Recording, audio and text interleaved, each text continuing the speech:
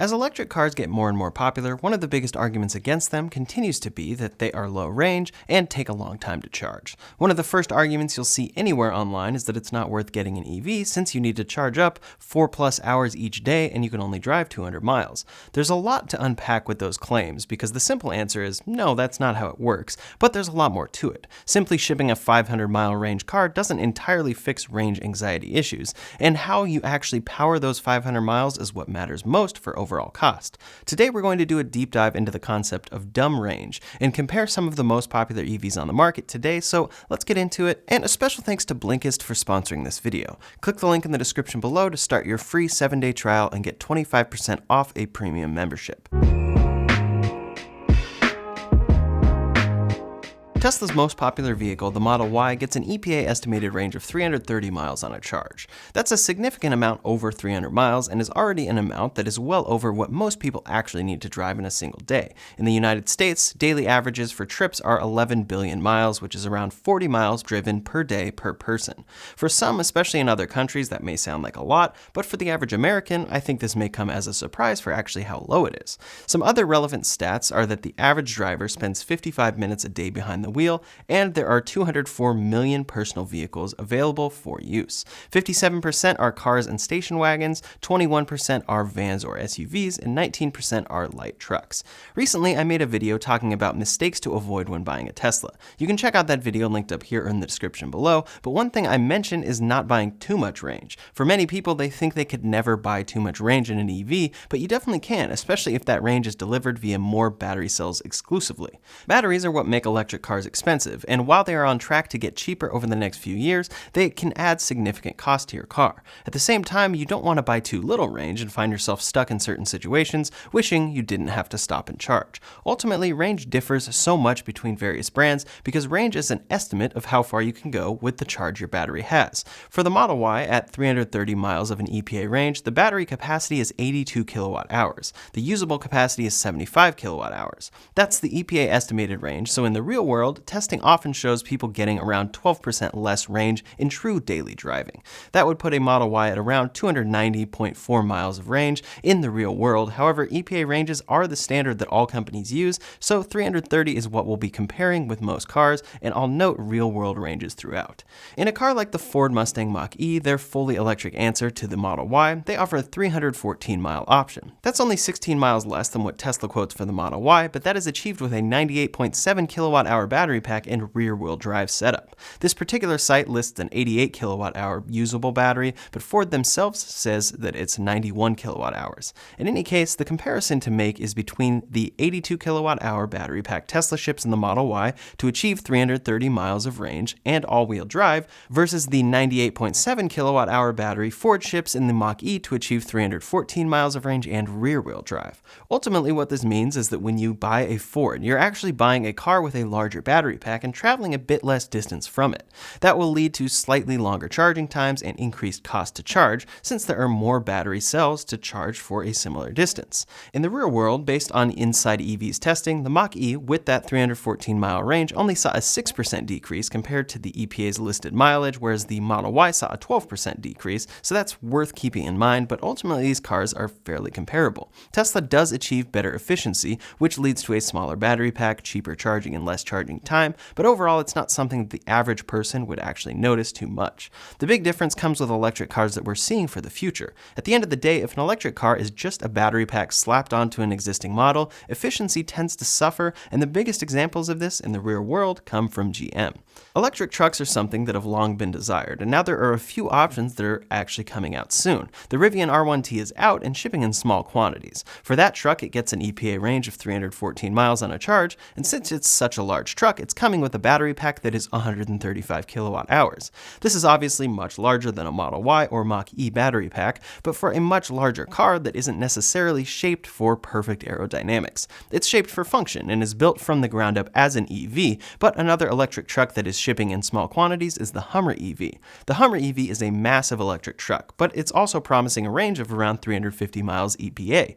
That's great and beats the Model Y, however, the way that range is achieved is pretty insane. GM GM has put a 200 kilowatt hour battery pack in the Hummer EV. It's a much larger vehicle than a Model Y and larger than the R1T, so more battery pack is expected, but not that much. The Hummer EV is, as far as we can tell, the least efficient EV to ever ship. It's also the largest, but the efficiency it's getting ultimately brings a lot of downsides to the customer. Not only will this truck be extremely heavy, around 9,063 pounds, with the battery itself weighing more than a Honda Civic, but all of those battery cells will need to be charged. GM promises up to 350 kilowatt charging speeds, but regardless, you have to charge up 200 kilowatt hours of battery cells to get your full range. If you were parked next to a Model S with its battery pack around 100 kilowatt hours, both charging from 0 to 100%, you would find that the Hummer needs exactly double the electricity to reach its full range. Technically, that could be even more since charging isn't one-to-one, but that's for another video.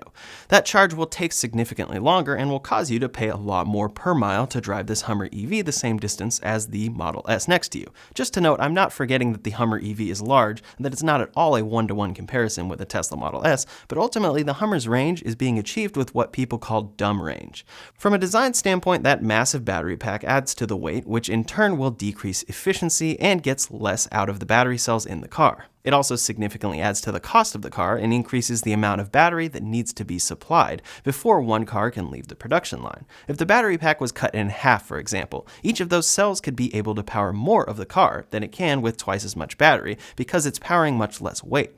This is something that's a huge balance to figure out for electric vehicles. Where is the point for vehicles where it's just not worth adding to the range because it hurts the efficiency so much? Where's the point of diminishing returns where you're adding battery but making each battery cell already in place less effective?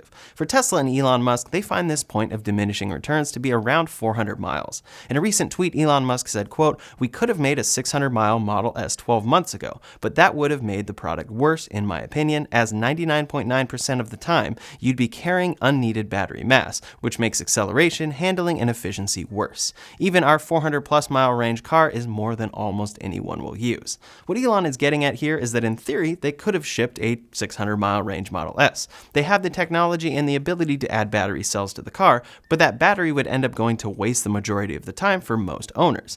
Then you'd get worse performance from the car, and ultimately, in a similar situation to the Hummer EV, reach the point where each battery cell you add just makes efficiency worse. Now, I don't 100% agree with Elon's take here, especially since in the real world, you can't achieve 400 plus miles in a Model S on a realistic road trip. I don't think he's been doing a 400-mile road trip lately in his personal Model S, so he thinks it's more realistic than it actually is, but still he has a point. The majority of people don't actually need that much range, especially when they can charge at home with about the same effort as charging a phone. Before we go any further, I'd like to thank today's sponsor, Blinkist. To try Blinkist for yourself, click the link in the description below to start your free 7-day trial and get 25% off a premium membership. Blinkist helps you understand powerful ideas in a short amount of time by condensing nonfiction books and podcasts into their most basic ideas. I recently joined Blinkist myself and found a super interesting book called AI 2041 by Kai-Fu Lee and Chen Cho-fan about the future of AI. It takes a deep dive into why we don't have truly self-driving cars today and what it would take to get there. I also found a ton of other titles relating to tech that will be super helpful keeping me up to date on this fast-changing industry.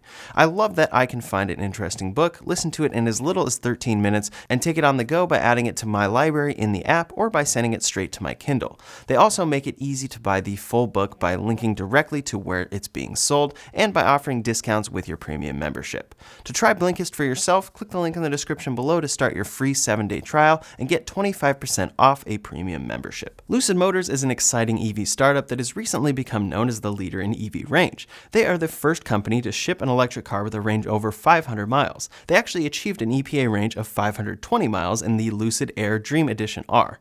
One of the biggest arguments, especially from Tesla fans against this, has always been, well, Tesla could have done this years ago, but it doesn't make sense to do it. It doesn't make sense to add all of its battery capacity and weight.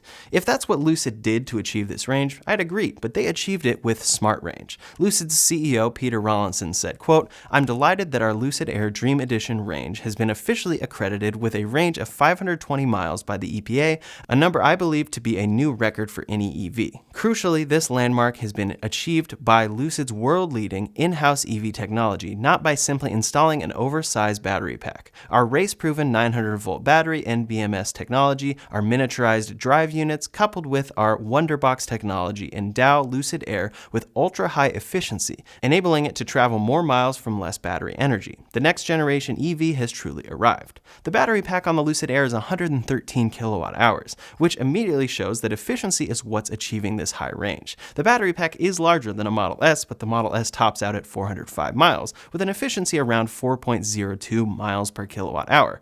The Lucid Air is around 4.58 miles per kilowatt hour, getting the most out of an EV battery we've seen yet. In the real world, inside EVs achieved about 4% less, getting a 500-mile range with an efficiency of 4.3 miles per kilowatt hour. This achievement didn't happen because Lucid made a car and slapped more expensive batteries on the bottom than Tesla has done in the past or something. It was achieved with a slightly larger battery pack and a major focus on efficiency and smart range. Now, the scaling of Lucid's cars and the overall demand for an EV in its price range is another subject, and I'm not trying to say that they've beaten Tesla here, but they are taking a very different approach than many others in the industry.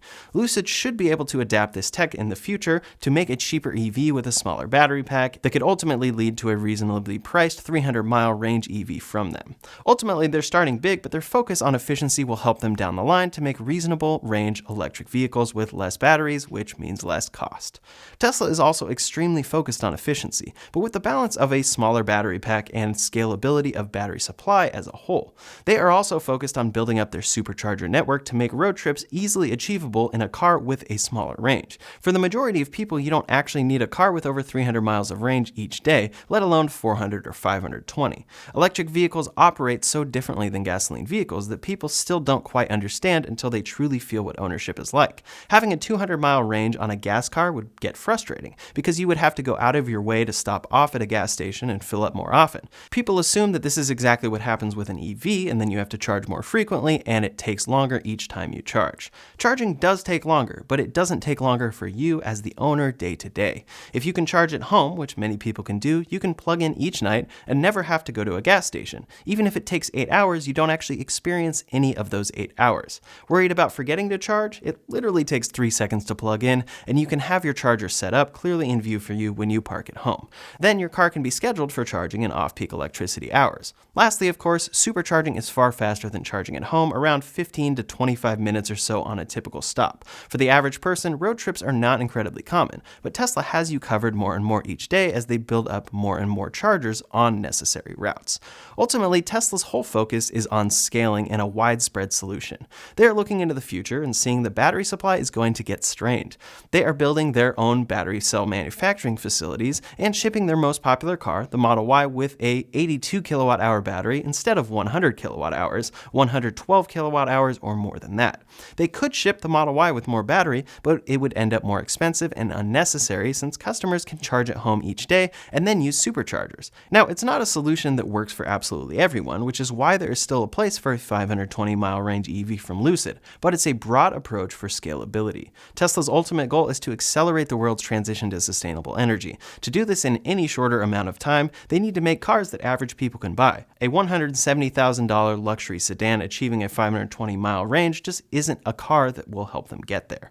Tesla and Lucid are using smart range to achieve their efficiency. Rivian has designed their truck from the ground up as an EV, and while it does achieve a less than ideal EV efficiency, it's because it's the largest EV yet. Technically, the Hummer EV is larger than the Rivian, but Rivian has shipped many more trucks than GM has. It's expected and comes with the territory of a larger vehicle, but back to GM, who is making that insane 200 kilowatt hour battery pack in the Hummer EV. They just announced that first pre-production of the Cadillac Lyriq happened in early January. Now that it's getting close to first launching, specs and pricing have been unveiled. The Cadillac Lyriq will feature a 100 kilowatt hour battery pack that achieves a range over 300 miles. Pricing starts at $58,795, hours, and there should be more info on trims in the summer. Ultimately, that range isn't too bad all things considered for the battery pack, but again, it represents a larger battery pack than Tesla cells, or even Lucid would need to achieve that range. Extra battery to achieve range without a focus on efficiency, when unnecessary, leads to longer charge times and increased costs, as we've mentioned. And there are a number of EVs on the market today that, in order to achieve more range, will really need a different approach, especially considering the demand for battery cells increasing and the recent news about the cost of nickel increasing. Simply adding battery cells won't help sell more cars in more ways than one. The Hummer EV is a real-world example of dumb range. It looks to be a very impressive car, and it's carrying on the tradition of terrible efficiency from original Hummers, but EVs are quite different than gasoline vehicles in this way. A larger gas tank is much different than a larger battery pack, and this is the biggest reason why EVs can't simply be thrown together. They need to be engineered from the ground up for efficiency, or you'll really feel the difference with an unnecessarily large battery pack simply because it's not being utilized well. At the end of the day, for the average person, electric cars are already shipping with ranges that will do just fine. Teslas in particular come with great range, even in a standard range Model 3, and then they have a large charging infrastructure for you when needed. Going into the future, large ranges will likely be more important for trucks or cars that are towing, so that they can get a reasonable range when towing, but the introduction of a 500 or 600 mile Tesla might not come for quite some time. Instead, we'll see the cost of 300 mile EVs come down and slowly creep up to 400 miles of range or more over time by means of efficiency improvements rather than battery pack size increases. It's a bigger deal than many realize, especially as demand for EV batteries is going to accelerate exponentially in the next few years and decades. In any case, I hope that was helpful for you to understand the difference between EV ranges and why it doesn't always make sense to ship a longer range vehicle. Smart range is the way to go. In the meantime, if you're interested in the latest Tesla news, you can check out that video linked up here or in the description below. Thanks so much for watching, and I'll see you on the next one.